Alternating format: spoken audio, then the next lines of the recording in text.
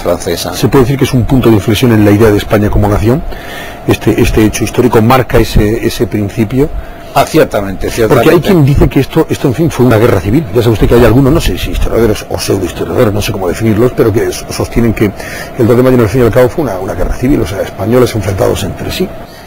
Bien, esto a mí me parece que no es así, esto es claro. Es decir, que se utilizara la guerra contra Francia como biombo para resolver ciertos enfrentamientos domésticos, eso ocurre en cualquier guerra. Una guerra de todos contra todos, de bandos absurdos, intercambiables y a menudo equivocados en contra de lo que se ha vendido hasta ahora. Viene a decir alguien que, bueno, como Rafael Torres, por ejemplo.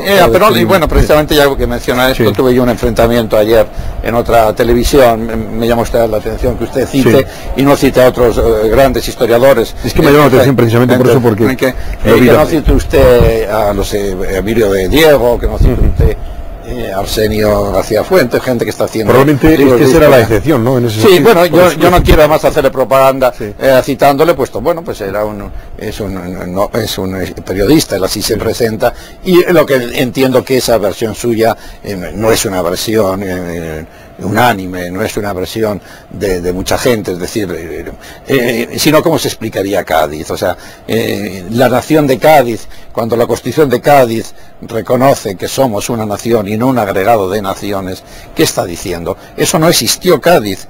O sea, entiendo yo, pues lo que he dicho, que hay enfrentamientos, hay grupos, pero ciertamente el gran latido de este momento es un latido de guerra contra el invasor, que como tristemente o felizmente, probablemente tristemente, como sabe usted, las guerras contribuyen a afirmar la conciencia nacional, puesto que en ese enfrentamiento se afirman como nación, y en España que no hemos tenido guerras contra extranjeros, más que la de 1808 y la de 1898, breve, casi instantía. Pero fuera de nuestro territorio. Claro, fuera de nuestro territorio. Bueno, en buena medida Cuba era como una novena provincia andaluza, ¿no? Pero fuera de la península. Pero fuera de la península. Pues entonces contribuye a afirmar la nación frente a otros países. Fíjense usted la guerra franco-prusiana, lo que significa tanto para Alemania como para Francia.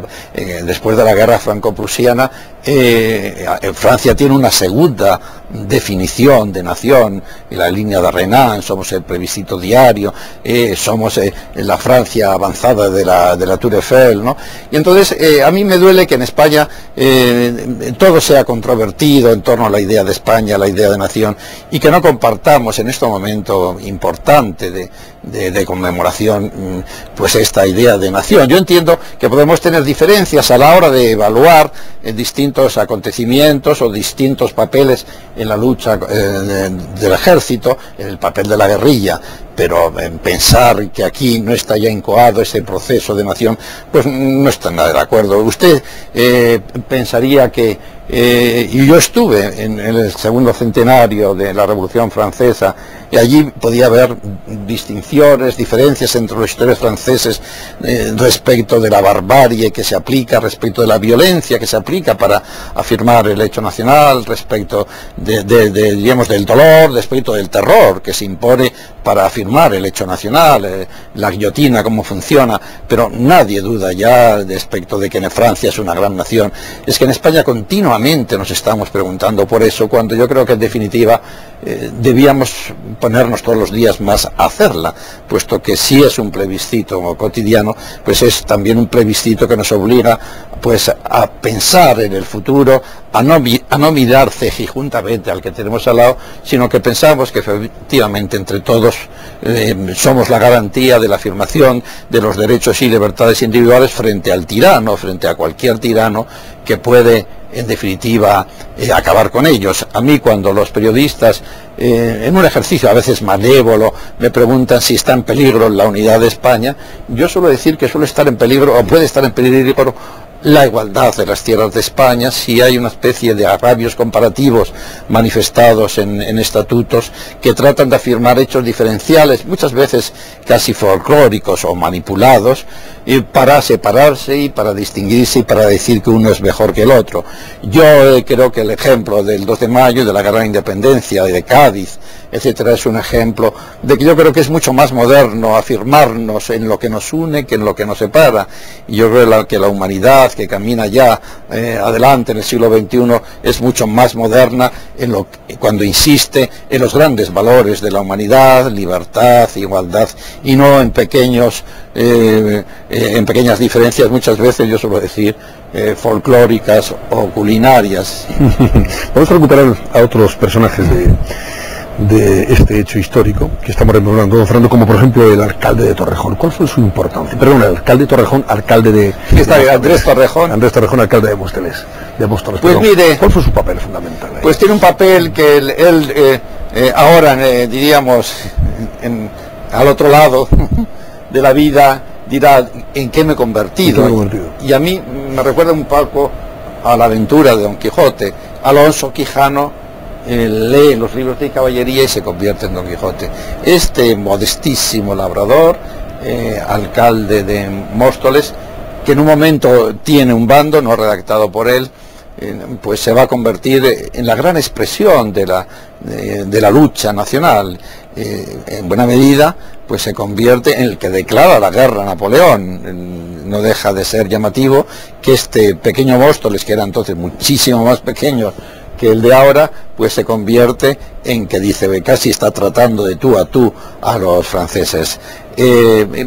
Sabemos muy poco de él porque prácticamente muere en ese mismo año, al cabo de unos pocos años, y sabemos que era pues de condición labradora y que realmente pues en buena medida fue una inspiración casi nacional, que se le puso en la mano este manifiesto admirable, en cuya línea están también todos los otros levantamientos de los territorios españoles, porque eso también es muy llamativo. Y la Fundación 2 de Mayo, Nación y Libertad, una de las exposiciones que va a hacer es una de bandos y proclamas de los territorios españoles. ¿Qué quiere decir? Que prácticamente sin ponerse de acuerdo, pues las expresiones son muy parecidas. Es un poco la patria está en peligro, la maldad francesa, porque hablamos un poco de las navajas y de las agujas y de todos los instrumentos que los madrileños emplean contra los franceses, pero no hablamos de la bestial represión de Murat, ¿no?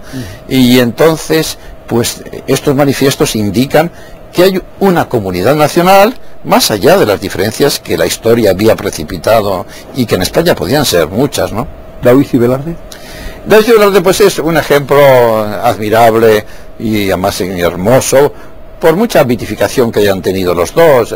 También las naciones se afirman en sus mitos, y España utilizó a Daoiz y Velarde para afirmar la nación a lo largo del siglo XIX. No hay que olvidar que la historia hace la nación, y por eso cuando se trata de construir una nación, pensemos ahora en el caso catalán o en el caso vasco, de los nacionalistas vascos o catalanes, lo que hacen es inventarse o manipular una historia, porque saben que sin historia ellos son como una nación de medio pelo, una nación a medias, y que la historia, yo diría que es la gran partera de la nación.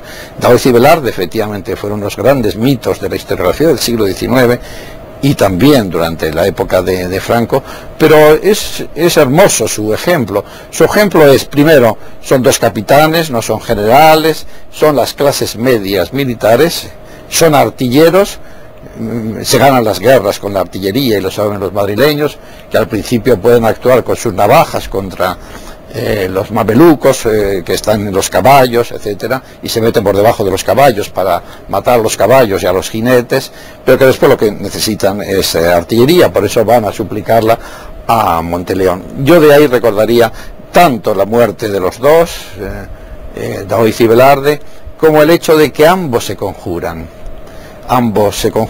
con esa expresión, que yo entiendo que pueda ser verdad, cuando se dicen España está muriendo, nosotros también moriremos por ella.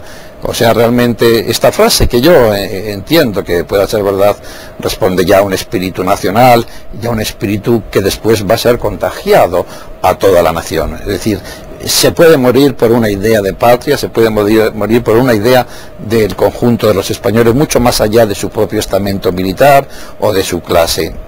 Ambos se dicen, nosotros tendremos que morir con ella. Hay una cifra aproximada de